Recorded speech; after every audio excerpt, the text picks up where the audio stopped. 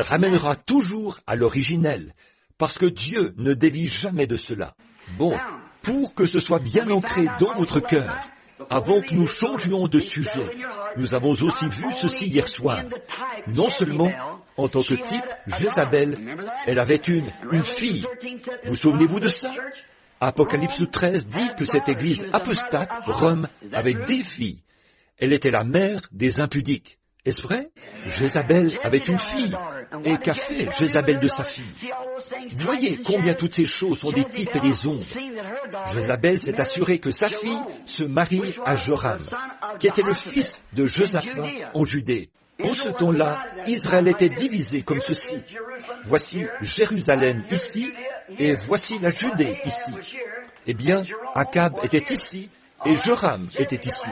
Très bien. Jézabel avait conquis ceci, tout Israël avait accepté des idoles, puis tous, sauf Élie et le petit groupe fidèle. Très bien. Donc, de ce côté-ci, il y avait Joram qui régnait sur Juda. Et quand elle a eu un enfant d'Akab, elle a pris cette fille et l'a mariée au fils de Joram, ou plutôt au fils de Josaphat, qui s'appelait Joram, ce qui a introduit l'idolâtrie dans Juda et a érigé des autels païens dans Jérusalem. C'est exactement ce qu'a fait l'Église catholique. Elle s'est servie de sa doctrine des dénominations et tout. Et elle a ôté le Saint-Esprit de l'Église ici, avec ses filles, les luthériens, les méthodistes, les baptistes, les pentecôtistes et ainsi de suite. C'est exactement ce qu'elle a fait. La Bible dit, elle est la mère des impudiques. Eh bien, regardez simplement dans les Écritures. Si vous voyez quoi que ce soit de différent dans les Écritures, et que cela ne concorde pas parfaitement avec l'histoire, venez me voir, en bon gentleman. Voyez, c'est vrai, il n'y en a pas. Ces dénominations sont les pires poisons qu'on ait jamais eus dans le protestantisme. Le fait de laisser les hommes diriger l'Église, c'est une autre image semblable à celle qui est assise sur le trône. L'évêque en chef, les surveillants généraux chez les pentecôtistes. Eh bien là, voyons voir, quelle est sa doctrine? Oh, il a baptisé au nom de Jésus? On ne peut pas l'accepter ici. Non, messieurs, non, mes frères, rejetez cela. Et ça aussi, c'est rejeté. Sachez que personne d'entre vous ne doit aller à cette réunion-là. C'est rejeté. Peu importe à quel point vous êtes malade, n'y allez pas. Peu importe ce que Dieu est en train de faire. Si vous ne voyez pas les choses comme nous, eh bien, vous ne voyez rien du tout. Une image faite à la bête. L'image avait la vie, elle pouvait parler. C'est tout à fait vrai. Si vous pensez qu'elle ne peut pas parler, contrariez-la un peu une fois. Ah oui, là, vous aurez certainement des ennuis. Je me souviens qu'à Tulsa, dans l'Oklahoma, j'étais dans un terrible gâchis. Les dénominations sont arrivées là-bas.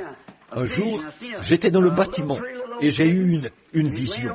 J'ai vu un joli petit chaton qui était allongé sur un coussin de soie. C'était un petit chaton tout mignon. Et je me suis avancé là. Moi, j'ai peur des chats. Je me suis avancé et j'ai commencé à le caresser. Et il faisait... Vous savez comment ils font ce drôle de bruit, vous savez. Je le caressais et j'ai dit, joli petit chaton. Et il a fait... Il était bien gentil, vous savez. Et j'ai regardé à l'arrière de son coussin. Il était écrit... chaton pentecôtiste. Eh bien, je me suis dit, ça, c'est étrange.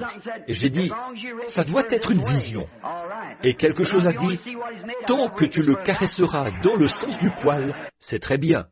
Mais alors, si tu veux voir de quoi il est fait, caresse-le à rebrousse-poil. Voyez?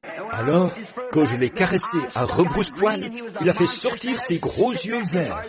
Et il était un monstre qui se tenait là, à me cracher dessus de toutes ses forces. Vous voyez? Caressez-le juste un peu à rebrousse-poil. Dites-lui que son baptême de Père, Fils et Saint-Esprit vient du diable et de l'Église catholique. Et voyez comment il va réagir. Voyez? Ses poils se hérissent. Je suis descendu et j'ai dit à Frère Jean et aux autres qui étaient en bas Frère Léo et les autres, j'ai dit, j'ai certainement eu une véritable vision des dénominations pentecôtistes là. Maintenant, le chapitre 3. Commençons par Sarah.